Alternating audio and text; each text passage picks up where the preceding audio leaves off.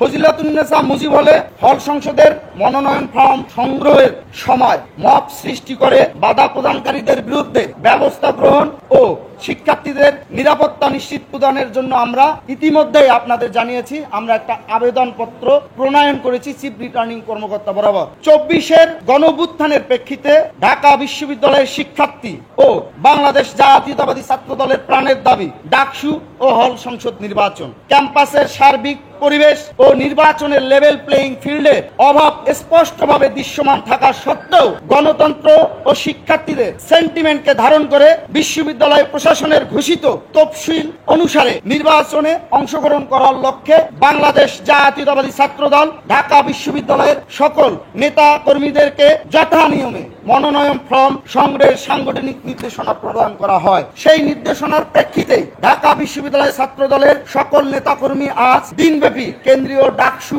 ও হল সংসদ নির্বাচনে অংশগ্রহণ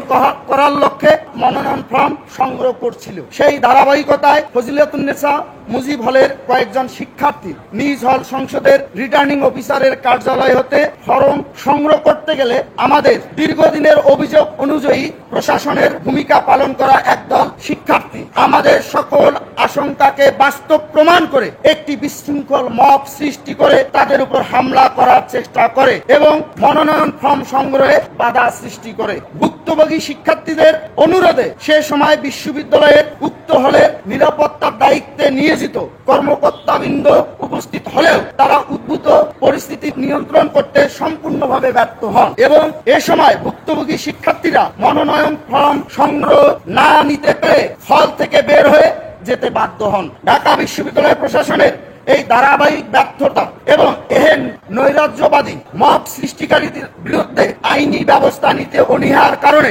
বিশ্ববিদ্যালয়ের সার্বিক নিরাপত্তা এবং ডাকসু নির্বাচনের জন্য অত্যাবশ্যক লেভেল প্লেইং ফিল্ডের অভাব যে কতটা প্রকট আজ এই ন্যাক্কারজনক ঘটনার মাধ্যমে সেটি আবারও প্রতীয়মান হয়েছে। এমত অবস্থায় বাংলাদেশ জাতীয়তাবাদী ছাত্র দল ঢাকা বিশ্ববিদ্যালয় ঘটনাস্থলের সিসিটিভি ফুটেজ পর্যবেক্ষণ করে উক্ত নিন্দনীয় ঘটনার সাথে সম্পৃক্ত সকলকে ঢাকা বিশ্ববিদ্যালয়ের নিরাপত্তা বিষয়ক সকল আইন ও নির্বাচন কমিশনের সুনির্দিষ্ট আচরণবিধি অনুসারে দৃষ্টান্তমূলক শাস্তি দাবি করছে এবং একটি নিরপেক্ষ নির্বাচনের লক্ষ্যে সকলের জন্য লেভেল প্লেইং ফিল্ড নিশ্চিতের ব্যবস্থা গ্রহণের দাবি জানাচ্ছে।